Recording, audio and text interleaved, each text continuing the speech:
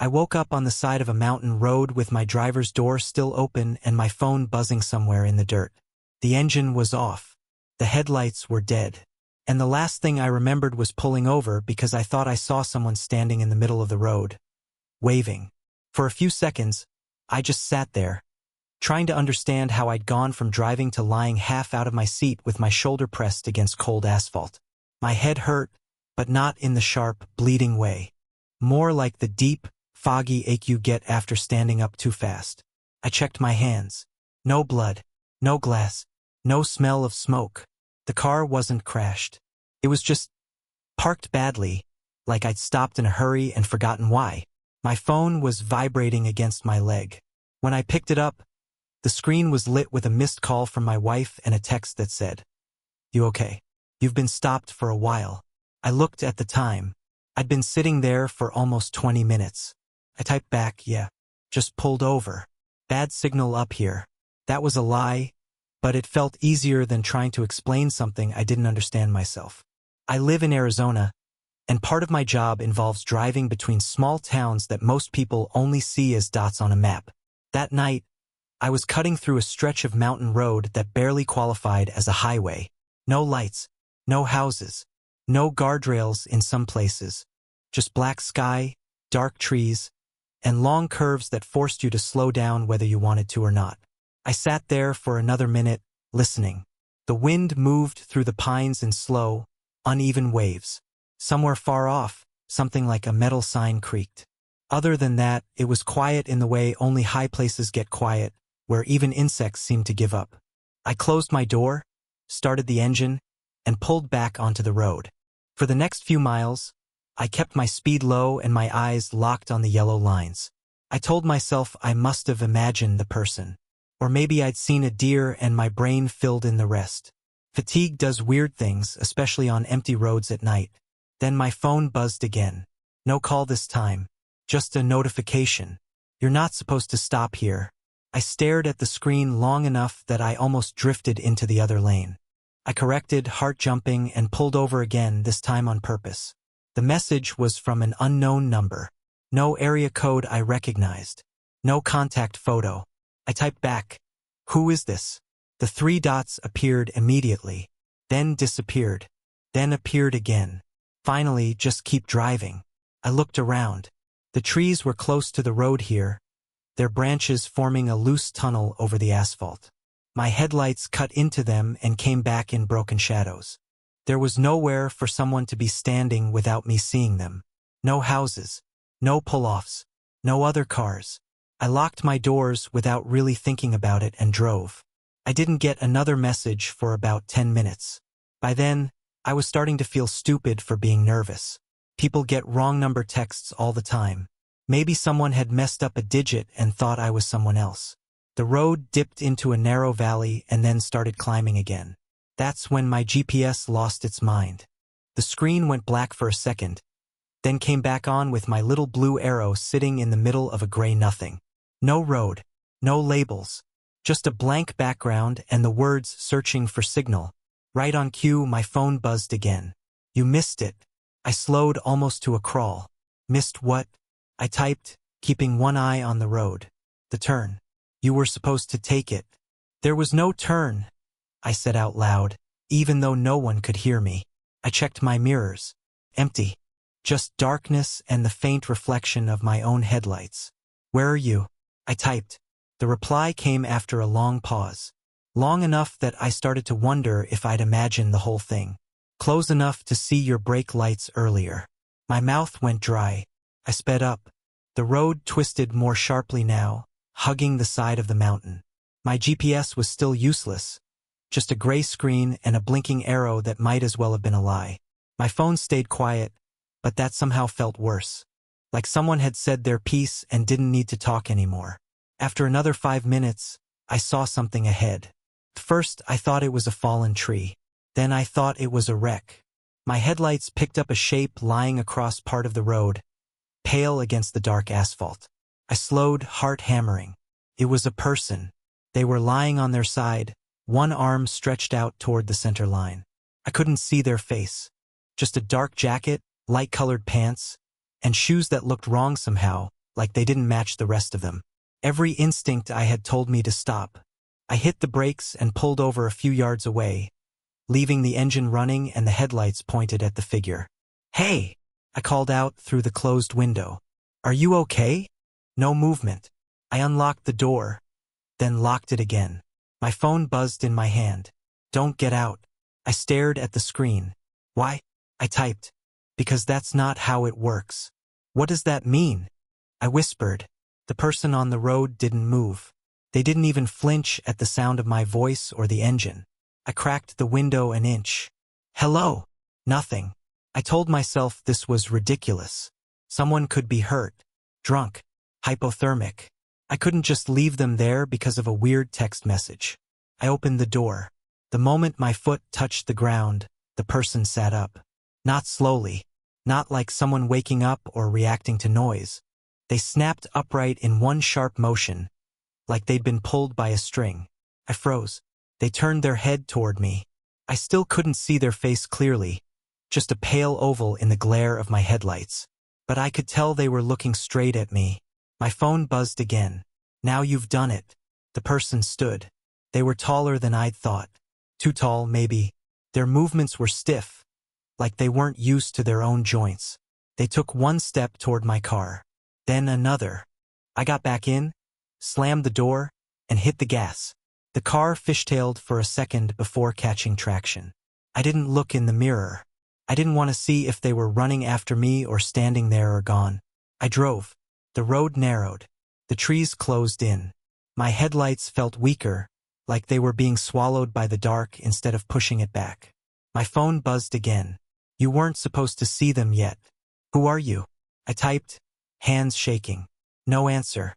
The GPS screen flickered, then suddenly showed a road again. Not the one I was on, but one running parallel to it, marked with a thin blue line and no name. "Turn right," the phone said. "There is no right," I muttered. The road curved left around a wall of rock. "Slow down," the message came back. That's when I saw it. A narrow side road, barely more than a break in the trees, with no sign and no markings. If I'd been going any faster, I would have missed it completely. My phone buzzed. That one. Every part of me screamed not to, but the main road ahead looked wrong now. The shadows didn't move the way they should when my headlights hit them. The trees seemed closer. The air felt thick, like fog without the fog. I turned. The side road was gravel and dirt, and it climbed steeply. My tires crunched and slipped, and for a moment I thought I was going to get stuck. Then the car found grip and kept going. After about a minute, the road leveled out into a small clearing. There was a building there. Not a house. Not a cabin. Something older. Concrete walls, no windows on the side facing me, and a single metal door that looked like it had been painted and repainted until the layers were thicker than the metal underneath. I stopped without really deciding to. My phone buzzed. "You can wait here." "For what?" I typed. "For them to lose interest." I sat in the car, engine running, staring at the building. The clearing was silent. No wind, no insects, no distant road noise. It felt like the world had been turned down to zero. "How do you know all this?" I asked the empty car. The phone didn't answer. Minutes passed. Maybe more. It was hard to tell without looking at the clock, and I didn't want to look away from the tree line. Then I saw movement between the trunks. Not a person. Not really. More like a shape that suggested a person if you didn't look at it directly. It moved in short, uneven bursts, stopping for long stretches like it was listening. My phone buzzed once. "Don't let them see the lights." I turned off my headlights. The clearing dropped into near total darkness, broken only by the faint glow of my dashboard. The shape at the edge of the trees froze. Another shape appeared beside it. Then another. They didn't come closer. They just stood there, barely visible, like cutouts of people placed where people shouldn't be. I held my breath. After a while, one of them turned away. Then another. Slowly, they drifted back into the trees, their outlines breaking apart as the darkness swallowed them. My phone buzzed. "You can go now." I didn't argue. I started the engine and backed out as quietly as I could, then turned and drove back down the dirt road until it rejoined the highway. The main road looked normal again. Too normal. Just asphalt, lines, and empty distance. I drove all the way home without stopping. I never got another message from that number. When I tried to call it the next day, it didn't exist. Sometimes, when I'm driving at night and I see someone standing too close to the road, I don't slow down anymore. And sometimes my phone lights up for no reason, and for just a second, I'm afraid it's going to tell me I missed a turn again. The first thing I noticed when I woke up was that my tent was unzipped. The second thing I noticed was that my boots were gone. For a few seconds, I just lay there, staring at the pale gray light filtering through the thin fabric, trying to convince myself that I'd done it in my sleep. That maybe I'd stepped outside in the night and left everything messy like I sometimes did. But I knew that wasn't true. I'm the kind of person who lines things up before bed without thinking about it. Boots together. Keys in the same pocket. Phone under the pillow. Always. My phone was still there. My jacket was still folded at the foot of the sleeping bag. My backpack was exactly where I'd left it. Just the boots were missing. I sat up and listened. The lake was quiet in that early morning way, when even birds seem unsure if they're supposed to start the day yet. No voices, no footsteps, no boats, just the soft, distant sound of water moving against the shore. I unzipped the tent the rest of the way and looked outside. The campsite looked normal. My truck was parked where I'd left it. The fire pit was cold and full of ash from the night before. My cooler sat under the picnic table, lid still shut. My boots were not anywhere I could see. I stood there in my socks, feeling stupid and exposed, and scanned the ground. The dirt around the tent was smooth, broken only by my own footprints from the night before and the marks where I dragged a log closer to the fire. No boot prints, no bare footprints, no signs of anyone else having been there. They were just gone. I'd driven out to that lake because it wasn't on any map. Not really. It was one of those places you only know about if someone shows you, and even then you have to remember the turns because there are no signs and no markers. My uncle had taken me there once, years ago, and I'd gone back alone a handful of times since. In all those trips, I'd never seen another person. That was kind of the point. I checked the truck, hoping I'd somehow put the boots in there and forgotten. The doors were locked. The boots weren't inside. I walked the edge of the campsite in my socks, wincing at every sharp rock and twig, and looked into the trees. The forest was thick, but not so thick that you couldn't see a few yards in. Nothing moved. Nothing watched me. At least nothing I could see. Okay, I said out loud. Very funny. My voice sounded too loud in the quiet. I told myself there had to be a simple explanation. Maybe an animal had dragged them off. Raccoons get into everything. Maybe a fox. It wasn't likely they'd take both boots, but it wasn't impossible. I grabbed my flashlight from the tent and followed the ground around the campsite in slow circles, looking for any kind of trail. If something had pulled them away, there should have been drag marks. Scuffs. Something. There was nothing. After about 20 minutes of looking, my feet were cold and my patience was gone. I went back to the truck, dug out an old pair of sneakers I kept for emergencies, and sat on the tailgate to put them on. That's when I saw the first one. A footprint. Not a shoe print. Not an animal track. A bare human footprint in the dirt, right at the edge of where the trees started. It was pointed toward the lake. I stood there, staring at it, trying to decide if it could somehow be mine. It was too big. And even if it wasn't, I hadn't walked over there in my socks. I was sure of that. I looked for another one. There was a second footprint a few feet away. Then another. Then another. They formed a loose line, starting at the tree line and heading toward the water. I followed them slowly, my stomach tightening with every step. The ground near the lake was softer, and the prints were clearer there.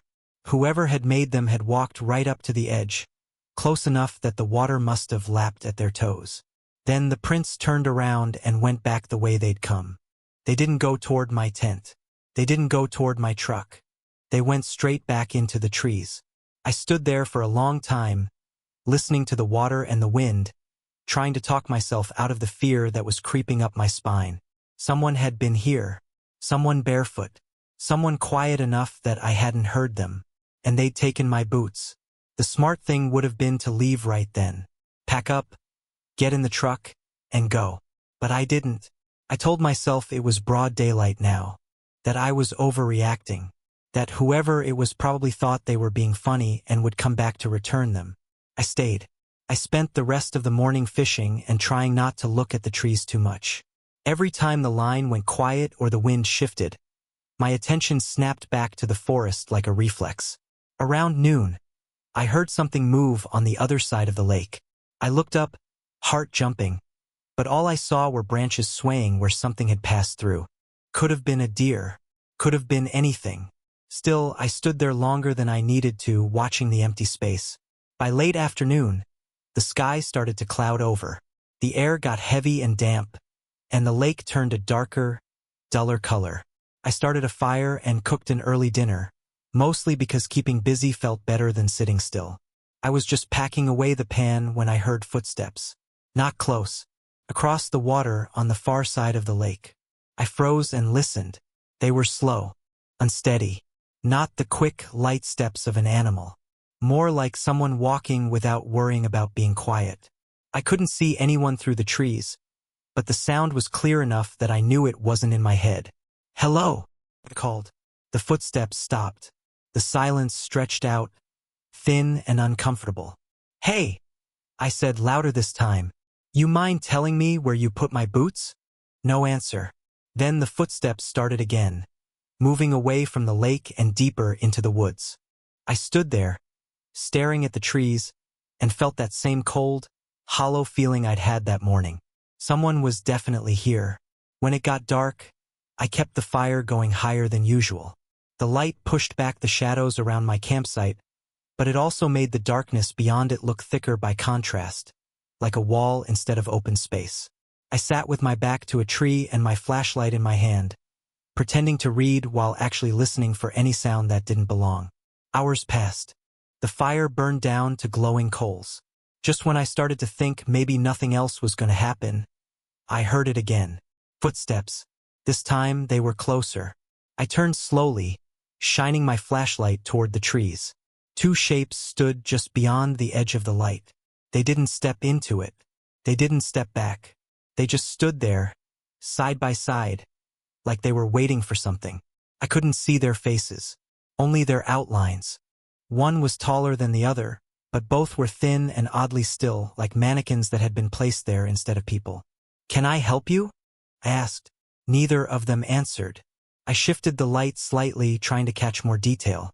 The beam slid over their legs, and my stomach dropped. They were barefoot. The shorter one moved first. Not toward me, away from me. They took one slow step back into the trees. The taller one stayed where they were for a few seconds longer, then turned and followed. I stood there, breathing too fast, my hands sweating around the flashlight. "That's it," I muttered. "I'm done." I started packing immediately. I didn't care that it was dark. I didn't care that it would be a long walk back to the truck. I wasn't staying another night. I kicked dirt over the fire, shoved my gear into my backpack, and slung it over my shoulder. I kept the flashlight on the trees the whole time, half expecting to see one of those shapes step back into view. They didn't. The trail out wasn't really a trail, just a narrow path through the woods that only existed because people had walked it enough times to press the plants down.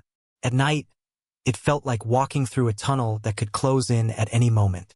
For the first 15 minutes, everything was quiet. Then I heard something move off to my right. I stopped and listened. Nothing. I took another step, then another. Footsteps answered mine, not matching my pace, not echoing exactly, just there, somewhere in the trees. I turned and shined the light into the darkness. Nothing. I kept walking. A few minutes later, I heard them again, this time on my left. They were faster now. Short, quick bursts of movement that stopped as soon as I stopped. They were circling me. My heart pounded so hard I could hear it in my ears. I told myself not to run. Running in the dark woods was a great way to fall and break something. Or worse. Still, I walked faster. The footsteps did too.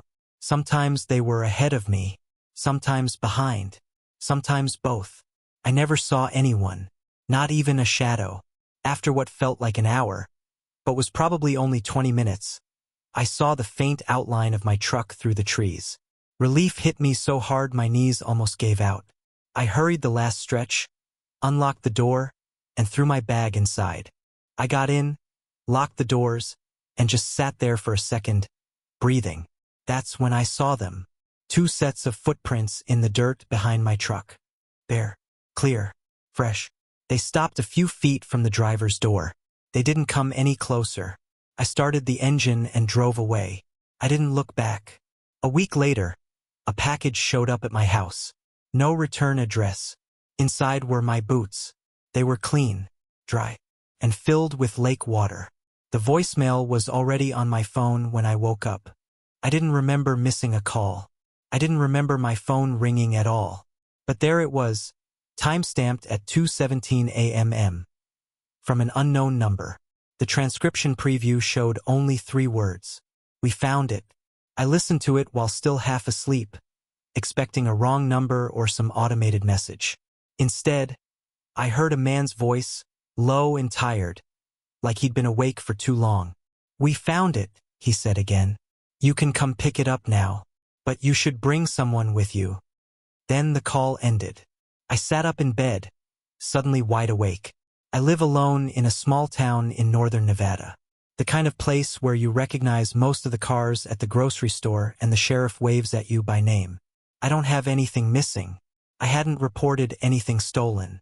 There was no reason for anyone to call me about finding something. I checked the number. Blocked. I deleted the voicemail and tried to forget about it. Around noon, while I was at work, my phone buzzed again. Same number. This time it was a text. "We're still here." I stared at the screen, my stomach tightening. "Who is this?" I typed back. The reply came almost immediately. "You left it with us. On the old highway." I hadn't been on the old highway in years. Ever since the new route opened, nobody used it except locals cutting time or people who didn't know better. It ran through a stretch of desert that didn't have much of anything. No gas stations. No towns. Just long, empty miles and a few half-collapsed buildings from when there'd been something there once. "I think you have the wrong person," I wrote. There was a long pause. Then, "Your name is Daniel. You drive a gray Tacoma. And you stopped near mile marker 117 last winter." My hands went cold around the phone. That part was true. Last winter, my truck had started making a grinding noise on a drive back from visiting my sister. I'd pulled over on the old highway because the shoulder was wider there, and I'd called for a tow. I remembered waiting in the cold for almost an hour before the truck showed up. I didn't remember leaving anything behind. What did I leave? I typed. The 3 dots appeared, disappeared, appeared again. "You didn't want it anymore." That didn't make any sense. I didn't answer. I put the phone in my pocket and tried to focus on work, but the rest of the day felt like I was walking around with something tight wrapped around my chest. When I got home, there was another message waiting. "We close at sunset." That's when I made a mistake. I called the number. It rang twice before someone picked up. "Hello?" the man said.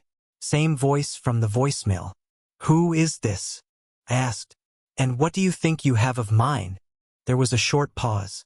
I could hear wind on the other end of the line. And something else. A faint, steady sound, like metal being tapped very gently. "You don't remember," he said. It wasn't a question. "I remember stopping for a tow," I said. "That's it, right?" he replied. "That's what you remember. Where are you?" I asked. "Same place you left it," he said.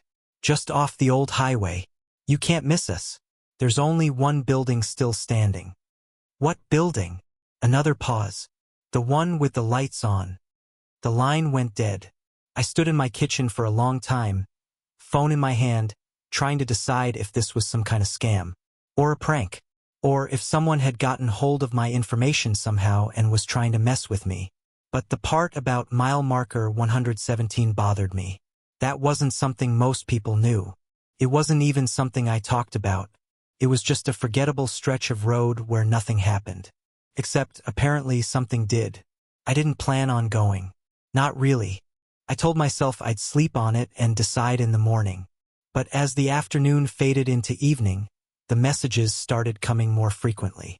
We're waiting. It's getting dark. You said you didn't want it anymore. Finally, just before sunset. If you don't come, we'll bring it back to you. That did it. I grabbed my keys and drove.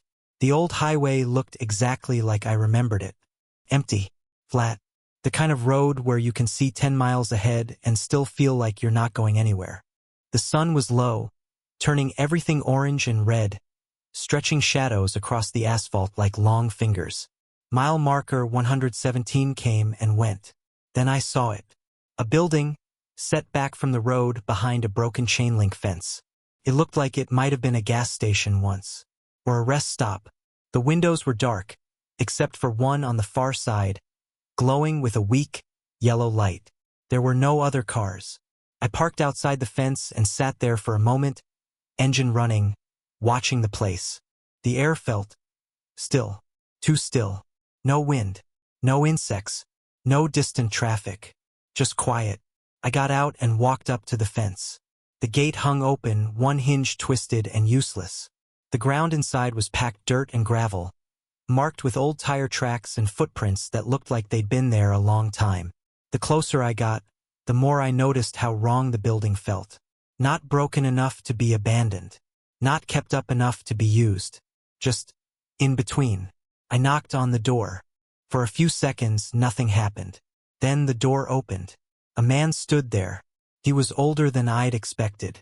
Late 50s, maybe. Gray hair, thin face, eyes that looked tired but alert. "You came alone," he said. "You told me to bring someone," I replied. He shrugged. "Most people don't." "What do you have of mine?" I asked. He stepped aside. "Come see." Every instinct told me not to go in. I went in anyway. The inside smelled like dust and old oil. The room was mostly empty except for a folding table, a couple of chairs, and a single bare bulb hanging from the ceiling. The light from it didn't reach the corners. On the table was a cardboard box. The man closed the door behind me. I turned. "What's in the box?" "Something you left," he said. "Something you said you didn't want to take with you." "I don't remember leaving anything," I said. He looked at me for a long moment. Then he nodded like that confirmed something for him. "People usually don't," he said. He gestured to the box. "Go ahead." I stepped closer and opened it. At first, I didn't understand what I was looking at. Then I did. Inside the box were a set of clothes. My clothes. The jacket I'd been wearing last winter. The flannel shirt underneath it. The jeans. Even the boots. They were clean. Folded neatly. Like someone had taken care of them. But they were stiff. Like they'd been left out in the cold for a very long time. "That's impossible," I said. "You took them off," the man replied calmly. "Right there on the side of the road. Said you didn't need them anymore." "I didn't," I said. "I would remember that." He watched me carefully. "You weren't in a good state. The tow truck was still a while out. You were cold. Shaking. You kept saying you felt lighter." A cold feeling spread through my chest. "What are you talking about?" I asked. "You asked us to hold on to them," he said. "Said you didn't want to put them back on." "Who's US?" I asked. He didn't answer. Instead, he walked to the corner of the room and flipped a switch. Another light came on in the back. And in that light, I saw a second doorway I hadn't noticed before. Something moved in the darkness beyond it. "Sometimes," the man said quietly, "people leave more than just clothes behind." I took a step back. "What did I leave?" I asked. He looked at me with something like pity. "Not something," he said. "Someone." The air felt suddenly too thin. "I don't have a twin," I said. "I don't have a brother. I didn't leave anyone here." "You didn't leave a person," he said. "You left what was left when you walked away." The shape in the doorway shifted. I caught a glimpse of a face. My face. But wrong. The eyes were too still. The expression too empty. Like someone had tried to copy me from memory and missed some important parts. My heart started pounding so hard I thought I might pass out. "That's not me," I whispered. "It is," the man said. Or it was. For a little while. The thing in the doorway took a step forward. I backed up, reached for the door, and found it locked. You said you didn't want it anymore, the man said. We just kept it safe for you.